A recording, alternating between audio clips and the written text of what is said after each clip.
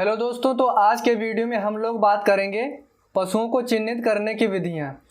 कई प्रकार की विधियां हैं, उनके बारे में हम लोग बात करेंगे। ये क्यों की जाती हैं, पशुओं को पहचान करने के लिए ये विधियां सभी अपनाई जाती हैं। कौन कौन सी विधियां हैं, पहले वो चीज़ समझ लेते हैं, उसके बाद में हम एक एक करके उसके बारे में डिस्कस करेंगे। तो सबसे पहले इसमें आएगी विभिन्न रंगों से रंगना, ठीक है।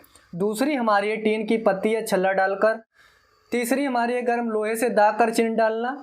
चौथी है कानों में छेद करके अथवा किनारा काटकर चिन्हित करना, ठीक है। पांचवी हमारी आती है गोद कर कान पर चिन्ह डालना।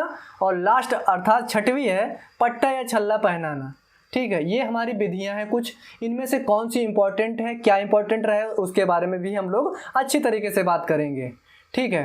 तो अभी के लिए हम लोग एक एक करके बात करेंगे, ठीक है। उसमें जो इंपॉर्टेंट होगी मैं टिक लगा दूंगा, मार्क बता दूंगा कि ये चीज़ इंपॉर्टेंट है, ओके।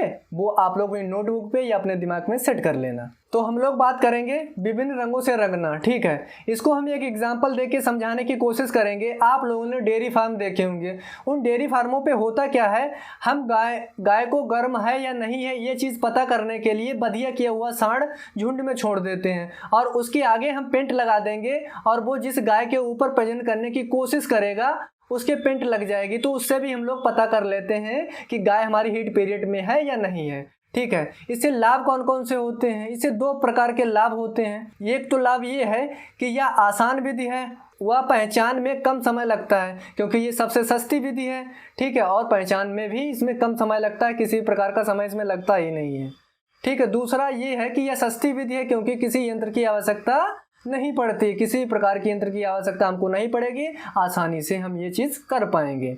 हानियाँ क्या होती हैं, तो हानियाँ इसमें होती हैं कि एक झुंड से दूसरे झुंड को आसानी से पहचाना जा सकता है परंतु किसी भी झुंड के विशेष पशु को नहीं पहचान सकते हैं। क्या लिखा हुआ है कि भाई एक झुंड, जैसे कि हम चारागाह में पशुओं को लेके गए चराने के लिए, वहाँ पे पशु हमारा चर रहा है, लेकिन वहाँ पे हम झुंड में अपना पशु कैसे पहचानेंगे, उसके लिए कलरिंग की जाती है, बराबर। लेकिन अब बात ये होगी कि दूसरे झुंड में भी सेम कलरिंग किया हुआ पशु है, तो इस कंडीशन में पहचाने में थोड़ी दिक्कत आ जाती है। और सबसे बड़ा तो रीज़न यही है, इसमें क्या है, पशुओं के शरीर पर लगाया गया रंग या पेंट अस्थायी होती है, ये टेम्परेरी पेंट होती है, कुछ समय बाद अपने आप छूट जाती है या कुछ समय बाद क्या होगा कि समाप्त होगा, वर्षा आदि में भी धुल जाता है। क्योंकि भाई वर्षा के कारण या तो धुल जाएगी या किसी थोड़े समय के बाद में ऐसे भी वो धुल जाती है। सबसे सस्ती और चीप विधि है ये दोस्तों। दूसरी है टीन की पत्ती या छल्ला डालकर चिन्हित करना। पहले आप लोग इमेज को देखिएगा, आप इमेज को देखकर समझिएगा कि ये कोई यंत्र है, ठीक है। इस यंत्र से क्या है, ये देखो डाल दे रहे हैं, आप गांव में देखेंगे गायों को पहना दिया जाता है, इसी को बोला जाता है छल्ला या टीन। यहाँ पे टीन पहना देंगे या तो छल्ला कोई भी डाल देंगे, क्लियर। अब हम लोग देख लेते हैं इस प्रकार की जो चिन्ह का प्रयोग करते हैं वो पशु जो होते हैं वो छोटे पशु होते हैं, जैसे मुर्गी है, भेड़ है, बकरियां आदि के लिए किया जाता है। पहले ये किया जाता था, लेकिन आज के समय में ये प्रचलन बहुत ज़्यादा हो गया है कि हमारे जो गाय होती हैं गायों के कानों में ये पहनाया जाने लगा है, ठीक है। दूसरा पॉइंट है टैग को पशु के कान में स्थायी रूप से डाला जा सकता है, क्योंकि जब हम कलरिंग कर रहे थे वो टेम्परेरी थी, लेकिन ये जो टैग होगा वो हमारा परमानेंट टैग पशु के अंदर डाल दिया जाता है, कान या उसके अन्य भाग में भी डाला जाता है, ठीक है। तीसरा हमारा पॉइंट है घाव पर टिंचर आयोडीन लगा देते हैं। टिंचर आयोडीन मैंने पहले ही बताया था क्यों लगाई जाती है, वो इसलिए दोस्तों लगाई जाती है कि जो वायरस और बैक्टीरिया होती हैं वो उनको बीमार ना कर पाए, सड़ा ना पाए उस घाव को, तो इसलिए वहाँ पर टिंचर आयोडीन का हम प्रयोग करते हैं। गाँव में तो शराब का भी प्रयोग कर लिया जाता है। तो आशा करता हूँ चीज़ें समझ में आई होंगी। अब हम आगे बात करेंगे, हमारा नेक्स्ट पॉइंट है दाग कर चिन्ह डालना। अब दाग कर चिन्ह डालने का मतलब क्या है वो चीज़ हम समझ लेते हैं। तो दो तरीके से की जाती है, एक तो ठंडा मेथड होता है, दूसरा गर्म मेथड होता है। दोनों को हम समझेंगे।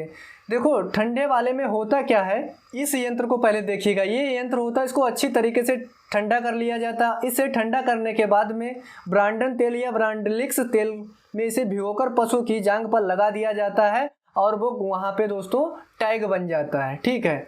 इसको बोला जाता है ठंडा दाग, ठीक है। दूसरा हमारा है गर्म दाग लगाकर चिन्हित करना।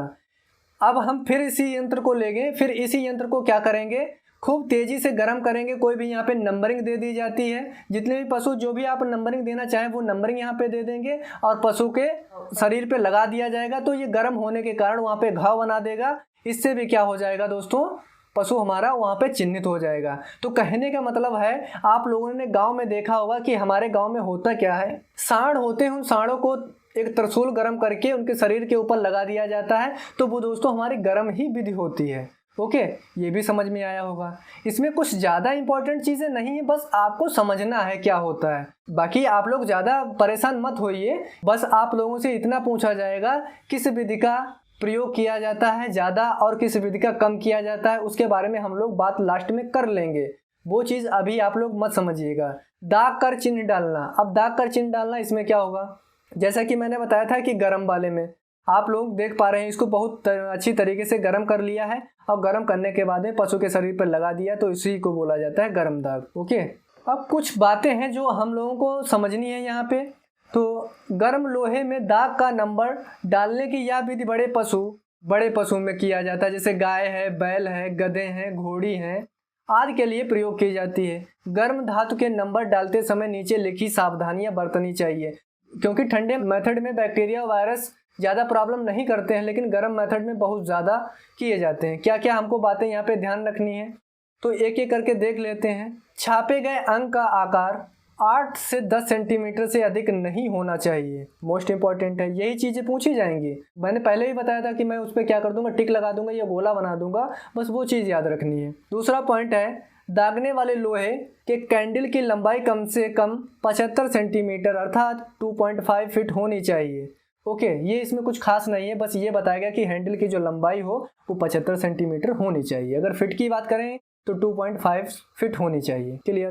तीसरा हमारा पॉइंट है, दागने के लिए पशु को पहले भूमि पर गिराकर उसे भली प्रकार से काबू कर लेना चाहिए, क्योंकि वो इतने बड़े पशु होते हैं। आप बताइए, अगर आप घोड़े के ऊपर गरम गरम कुछ लगाने जाएंगे, कोई यंत्र लगाने जाएंगे, तो वो क्या आपको बकस देगा, वो मारेगा लात, तो गिरोगे जाके बाहर। तो यही चीज़ होती है कि पहले तो अच्छी तरीके से हमको उसको काबू कर लेना है ताकि वो मार ना पाए। ठीक है। चौथा हमारा पॉइंट है, दागने वाले लोहे के अंकों को पहले गर्म करके फिर उसे पशु के पिछले पुट्ठे पर हल्के हाथ से दबा दो, अधिक गहराई तक नहीं जलने देना चाहिए। अब होता क्या है, गांव में लोग ये बात तो बिल्कुल ध्यान ही नहीं देते हैं। वो सिंपल सा क्या करते हैं, गर्म करके पशु के शरीर पर लगा दिए। आप बताइए भैया, वो उसकी जो त्वचा के अंदर घुस जाएगा हड्डी तक, और कितनी प्रॉब्लम होगी जानवर को। ठीक है, उससे क्या होगा, पशु धीरे धीरे सड़ के मर भी जाएगा। इतना दर्द होता है जलने के बाद में, जरा सी उंगली तक जल जाती है तो दोस्तों आपको पता होगा कितना दर्द होता है। तो ऐसे ही हमारे पशु होते हैं, उनको भी भैया दर्द होता है। तो इस कंडीशन में इस बात को तो हम ध्यान में रखते हैं कि क्या करते हैं, हल्के हाथों से पहली बार तो दबाना चाहिए, अधिक गहराई तक ना जाने दें, उसकी त्वचा तक ही वो गर्म यंत्र रहना चाहिए। लास्ट पॉइंट है इसमें, दागने के पश्चात जले हुए स्थान पर 2 या 3 दिन तक कपूर का तेल मलते रहना चाहिए। लगभग 2 सप्ताह में घाव भर जाते हैं और पशु के शरीर पर न मिटने वाले चिन्ह बन जाते हैं। ये भी दोस्तों कैसे चिन्ह होंगे, ये परमानेंट चिन्ह होंगे। और यहाँ पे फिर बात की गई है कि हमको कपूर का तेल लगाना चाहिए। तो कपूर का तेल क्यों लगाया जाता है, उसका यही मेन एक कारण है कि वो भी क्या होगा, जितने भी पैथोजन होते हैं, बैक्टीरिया वायरस होते हैं, उनको नष्ट करने का कार्य करता है। ओके। और दोस्तों, पढ़ाई कर रहे हो तो पढ़ाई करते रहना। अगर किसी प्रकार का डाउट होता है तो कमेंट करके ज़रूर बताएं। ये कोई भी ज़्यादा इंपॉर्टेंट नहीं है, लेकिन आपके जहन में ये बात अच्छी तरीके से पता होनी चाहिए कि ये भी एक मेथड होता है। आपने नहीं देखा होगा, ये बहुत कम देखने को मिलता है। कानों में छेद करके अथवा किनारा काटकर चिन्ह डालना, ये कैसे होता है, आप इस पशु के इमेज में देखिएगा। आप देख पा रहे होंगे कि हम कोना काट देते हैं। ये विधि हमको बहुत अच्छी लगती है। पता है क्यों? कि अगर पशु का कान काट देंगे तो इतना दर्द नहीं होगा, ना ही इतना उसको कष्ट होगा। उस पर आराम से टिंचर आयोडीन वगैरह का प्रयोग करके वो ठीक हो जाता है। मतलब दर्द तो होता ही होता है, कोई भी आप मेथड यूज़ करें, लेकिन ये ठीक रहता है। ठीक है, तो इस तरीके से पशु के कान में कर लिया जाता है। बस देखकर आप लोग समझ जाइएगा। इसमें हम ज़्यादा इसलिए नहीं बता रहे हैं कि कहानी अगर पढ़ानी है तो आप बुक से आप अपनी पढ़ सकते हैं। फिर है उसके बाद में गोद कर कान में चिन्ह लगाना। आप लोगों ने खूब देखे होंगे कि क्या होता है, लोग अपने शरीर पे टैटू बनवाते हैं। ये वही मेथड है टैटू वाला। आप इमेज में देखिएगा कि इसमें टैटू बना दिए जाते हैं। ये इस प्रकार की कुछ मशीन होती है जो गोदने वाली चिमटी होती है, जो शरीर पशुओं के शरीर पर बना दिया जाता है। इसमें कोई भी नंबर होते हैं वो नंबर ले लिए जाते हैं और पशु के शरीर के ऊपर टैटू बना दिए जाते हैं। इसमें तो बिल्कुल पशु के किसी प्रकार का दर्द होता ही नहीं। ये बहुत अच्छी विधि भी है। सबसे लास्ट हमारी विधि है पट्टा या छल्ला पहनाना।